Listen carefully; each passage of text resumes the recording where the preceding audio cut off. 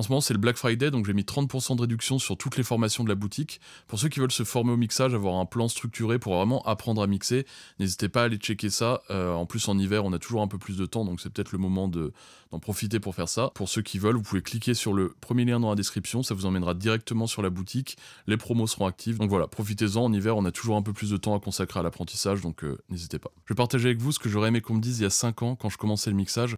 Donc si vous débutez, prenez bien ces conseils en compte parce que ça peut vous faire gagner du temps et ça peut vraiment éclaircir vos idées. Le point numéro 1 qui est le plus important de tous, c'est que dans le mixage, l'équilibre est la clé et le meilleur moyen d'atteindre cet équilibre, c'est de bien gérer votre balance. La balance, en gros, c'est le volume de chaque élément dans le mix. Donc le mixage, il est composé de plein d'éléments, ça peut être une voix, une basse, une guitare, des batteries par exemple. Et chaque élément doit être à sa place en termes de volume. Peut-être qu'il y en a un que vous voulez mettre plus en avant, peut-être qu'il y en a un que vous voulez mettre plus en retrait, peut-être qu'il y en a que vous voulez mettre plus sur les côtés, etc. Donc ça c'est la panoramique, mais je le compte dans la balance. Donc la première chose à faire quand on mixe, avant même d'ouvrir des plugins, avant même de faire quoi que ce soit, c'est faire correctement la balance de volume. Ce que je peux vous conseiller de faire, c'est de prendre votre élément qui va sûrement être le plus fort, c'est pas obligatoire, mais celui qui vous dites, ok, lui, je sais que ce sera le plus fort en termes de volume, par exemple sur un morceau trap, rap, on peut dire que c'est le kick. On va d'abord placer le volume de notre kick. On va se situer dans une tranche entre -3, -4, -6, par là, peu importe, mais assez haut, pas trop bas, pas trop haut, juste pour garder un peu de marge pour pouvoir après travailler correctement. On va gérer donc ce premier volume-là, et ensuite, une fois qu'on a ce volume-là, cette fondation-là, on va pouvoir mettre tous les autres éléments autour. Donc par exemple, on va monter la basse progressivement. Et ce qu'on veut écouter, c'est que la basse soit vraiment le mieux équilibré possible par rapport au kick et quelle est sa place par rapport au kick. Une fois qu'on a notre bon kick, notre bonne basse, on va progressivement monter la voix, on va trouver la place en termes de volume avant même le mix, avant même quoi que ce soit, on va trouver la place en volume. Ensuite, on va monter notre guitare, on va monter notre piano, on va monter tout ce que vous voulez, peu importe, mais voilà. Un par un, on va monter les éléments, descendre, monter, descendre, pour essayer de trouver l'équilibre parfait et pour trouver le truc qui sonne le mieux avant même le mixage. Ça, c'est à prendre en compte parce que, d'une part, ça contribue à l'équilibre global du morceau via la dynamique, et ça contribue aussi, d'un point de vue fréquentiel, à l'équilibre du morceau. Parce que chaque élément a une réponse fréquentielle, et chaque réponse fréquentielle va influencer les autres réponses fréquentielles. Donc, si vous gérez correctement votre balance, en fait, il y a certains éléments qui peuvent peut-être être assimilé à du masking. Donc le masking, c'est par exemple quand vous avez deux éléments qui ont des fréquences communes. Et ces fréquences communes, elles vont se clasher parce que c'est la même fréquence, et votre oreille ne sera pas capable de discerner, vu que c'est la même fréquence, sur une certaine partie des éléments, elle sera pas capable de discerner ce qui est quoi. Donc le truc de faire un bon volume, c'est que déjà, on va éliminer les problèmes de masking, parce que avant toute chose, ça sonnera bien, avant même d'EQ, avant même de faire quoi que ce soit. Donc le premier point, c'est l'équilibre, c'est la balance, c'est hyper important. C'est comme si vous construisiez une maison et que vous mettez mal les briques au départ, au bout d'un moment elle va s'effondrer. Là, si vous mettez bien les briques au départ et que vous faites bien les choses, votre maison elle va tenir et votre mix va être super cool. Le point numéro 2, c'est de préférer retirer des choses avec l'EQ plutôt que d'en ajouter. Alors, il y a plusieurs philosophies de mix vis-à-vis de ça, mais ce qu'il faut comprendre, c'est que si vous prenez un point, que vous le baissez, d'accord, par exemple, je prends 500 Hz, je le baisse, en fait, c'est l'équivalent de monter tout le reste, d'accord? Si je baisse 500 Hz et que je remonte le volume global, en fait, ça fait comme si juste j'avais tout monté sauf les 500 Hz, d'accord? Ça, faut comprendre que l'EQ, c'est un truc d'équilibre de fréquence. C'est pas un truc qu'on retire, il y en a moins, c'est un truc, si on retire, tout le reste se rééquilibre différemment, d'accord? Donc ça, c'est vraiment le premier point de l'EQ, et je vous conseille d'enlever parce que c'est toujours... comment expliquer ça? C'est toujours déjà plus safe, on a souvent moins de coloration, et en fait, l'EQ, nous... Admettons que vous ayez un bloc de glace que vous vouliez tailler, d'accord, ou un bloc de pierre que vous vouliez tailler. Vous voulez faire un visage dans la pierre et vous avez un carré. Si vous venez le tailler et que d'un coup vous venez rajouter des morceaux de béton, je sais pas, tac tac tac, pour faire des trucs, ça sera toujours plus dur que de tailler, tailler, tailler et avoir déjà un visage de base. Donc l'EQ, c'est fait pour sculpter, c'est fait pour équilibrer, c'est fait pour faire en sorte que les éléments soient pas en conflit les uns avec les autres. C'est pas forcément fait pour faire briller, pour faire truc. On peut évidemment par la suite, mais je vous conseille quand même de...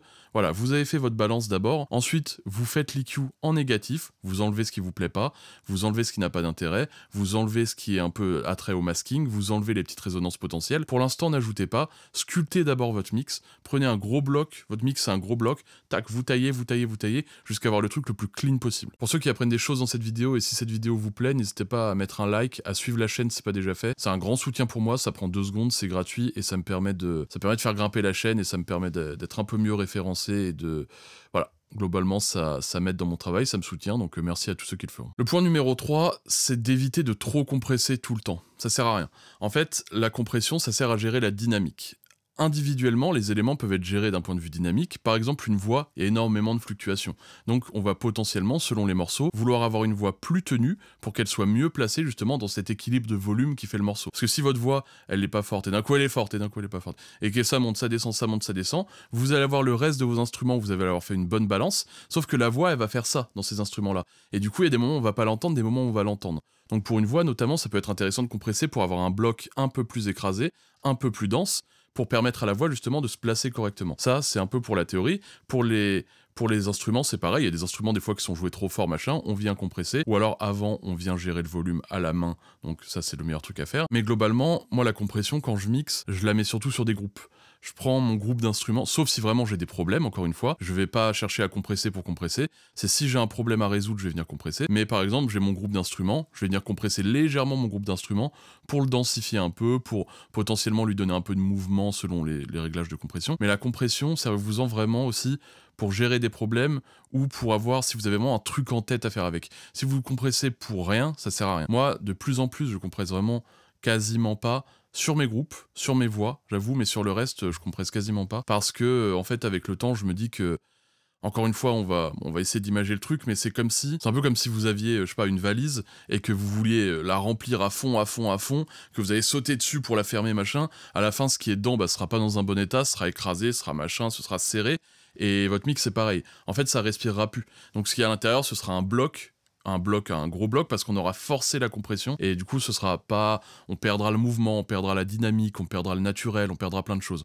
Donc la compression, on fait attention avec ça. La compression, on s'en sert pour gérer vraiment quand il y a une dynamique qui est trop importante, et on vient gérer pour essayer de faire en sorte, voilà, d'avoir des blocs qui se tiennent, ou pour donner du groove, ou pour coller un peu un morceau, comme on peut dire, pour lier un peu les éléments. Mais voilà, on évite de trop compresser tout le temps sur chaque élément et tout. C'est une mauvaise idée, et j'ai pu le faire par le passé, mais c'est une mauvaise idée. Le quatrième point, c'est faites attention à votre panoramique. Donc on en parlait tout à l'heure, la panoramique, c'est tous les placements des éléments dans le champ stéréo. Par exemple, je vais avoir mon chanteur au milieu, je vais avoir ma batterie derrière, je vais avoir mon guitariste sur le côté, mon bassiste sur le côté, je vais avoir un pianiste derrière, machin. Si jamais vos éléments sont pas placés, donc ça, c'est hypothétiquement si vous êtes dans une salle, mais dans votre morceau, il faut le visualiser comme ça.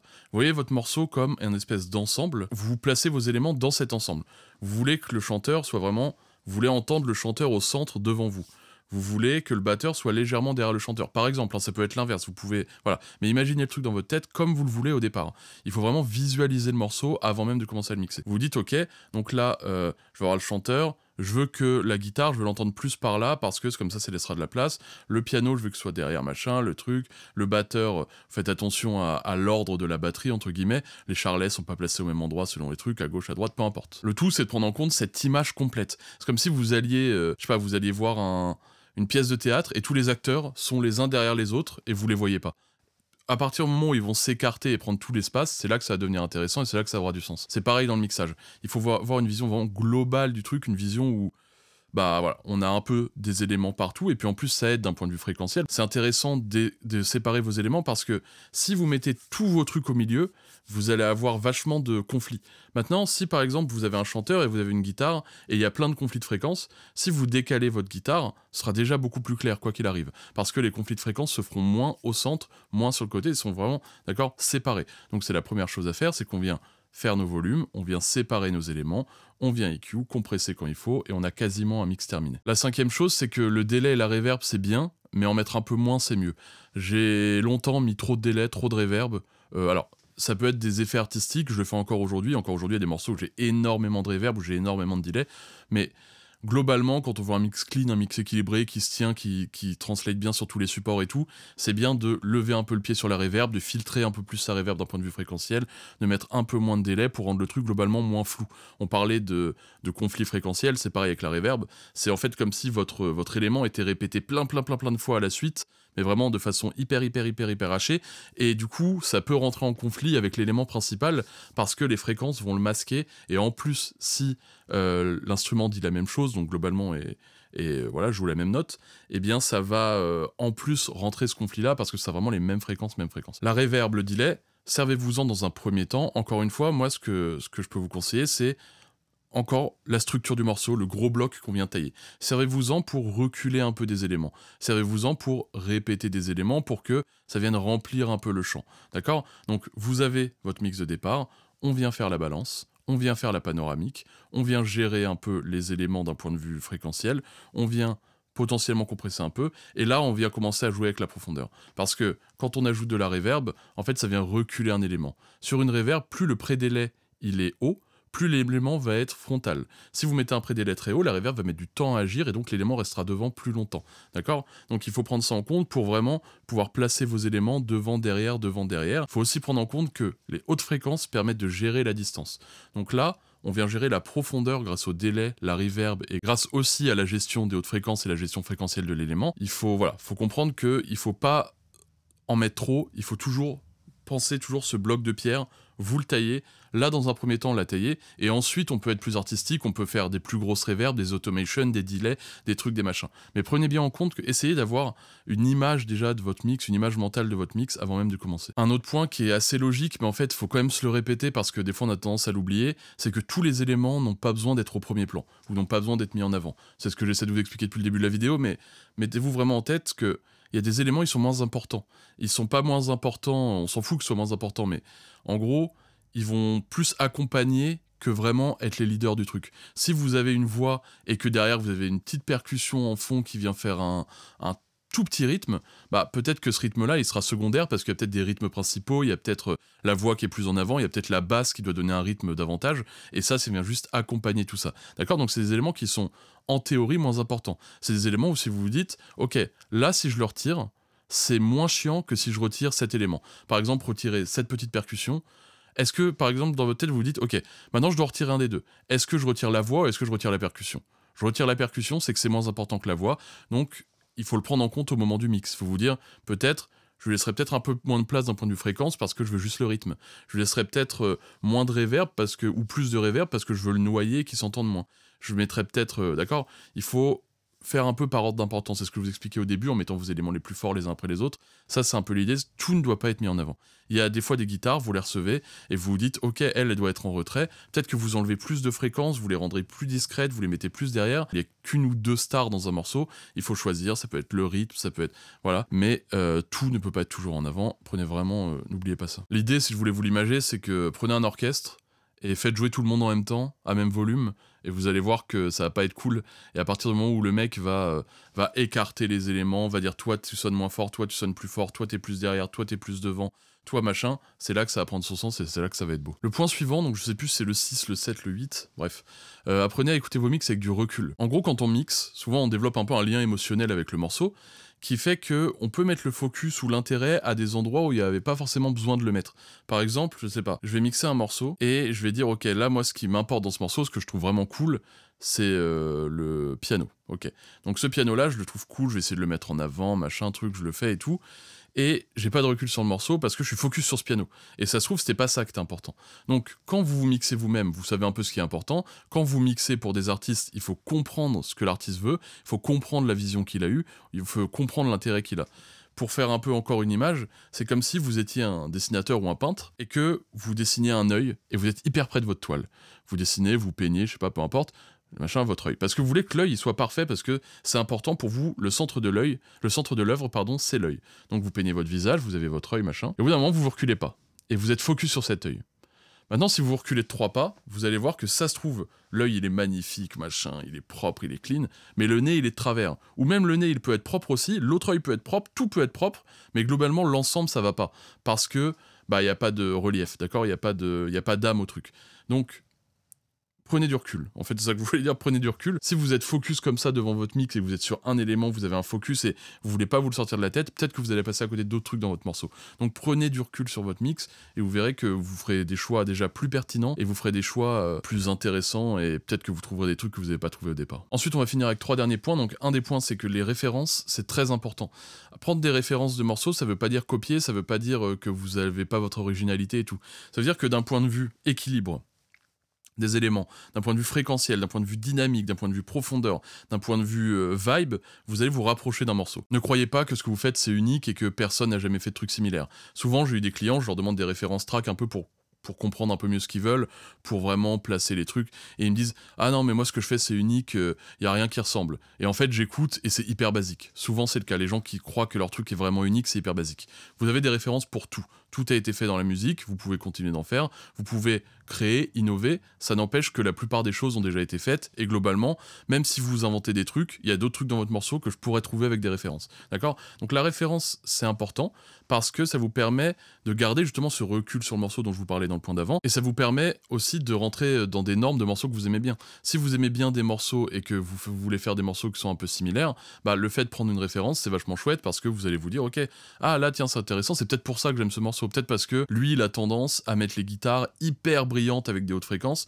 peut-être que c'est pour ça que j'aime ce morceau, je vais essayer, d'accord? Donc les références c'est cool, et c'est aussi cool pour se structurer un peu, parce qu'au début, surtout quand on débute le mixage ou la prod, on a tendance à... Je sais pas, on suit pas forcément des références et on essaie de faire les trucs par nous-mêmes parce qu'on essaie d'être créatif ou parce qu'on le fait pas par flemme ou quoi.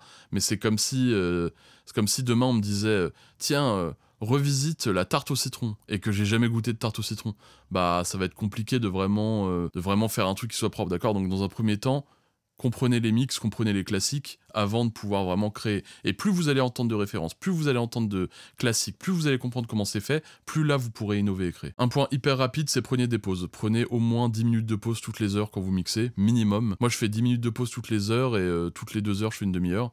Je prends toujours des pauses quand je mixe parce que ça repose mes oreilles. Plus vous allez entendre de son, plus il va y avoir des pressions dans votre oreille, vos tympans vont se rétrécir, s'il y a des hautes fréquences vous allez plus les entendre. Bref, il faut toujours renouveler ses oreilles en permanence. Et le dernier point, c'est que... Bon, alors c'est une phrase vraiment de con, mais apprendre le mixage, c'est un marathon, c'est pas un sprint. Quand vous apprenez à jouer au tennis, vous n'êtes pas bon du jour au lendemain. Quand vous apprenez la guitare, vous n'êtes pas bon du jour au lendemain. Quand vous apprenez la couture, vous n'êtes pas bon du jour au lendemain. Quand vous apprenez les maths, vous n'êtes pas bon du jour au lendemain. Il y a des gens qui ont plus de facilité que d'autres, mais globalement, ceux qui arrivent à avoir les meilleurs résultats, c'est ceux qui sont passionnés, ceux qui y passent du temps, ceux qui travaillent dur et ceux qui structurent leur travail. Donc je rajoute ce point pour vous dire, pour ceux qui ne savent pas, que j'ai des formations sur la boutique. Si vous voulez apprendre à mieux mixer, si vous voulez avoir des trucs structurés pour mieux apprendre le mix et pour faire en sorte de pas être perdu dans tous les flots d'informations et tout, vous avez mes formations donc de mixer une voix de A à Z, une autre formation sur une méthode de mix de voix que j'utilise qui permet d'avoir des résultats à chaque fois en prenant en compte des points bien précis. C'est un peu comme si j'avais condensé l'autre formation. Et puis une formation pour le mixage des prods. Donc n'hésitez pas à aller checker ça. En ce moment c'est le Black Friday, donc je vais mettre une promo, je vous mets le code dans la description. Vous avez juste à cliquer sur le lien et vous atterrirez sur la boutique avec toutes les promos déjà actives. Donc voilà, n'hésitez pas, ceux qui veulent se former, ceux qui, voilà, en cette fin d'année, qui veulent profiter de ça, profiter de la promo pour se former et profiter du potentiel temps qu'on peut avoir en hiver pour se former davantage. Donc voilà. J'espère que cette vidéo vous a plu, vous aura appris des choses, aura éclairé un peu votre vision, vous aura aidé à structurer un peu vos pensées. Merci de m'avoir écouté. N'hésitez pas à suivre la chaîne si c'est pas déjà fait, liker, allez voir la boutique, allez me suivre sur Insta, machin. Merci de m'avoir écouté. Bye.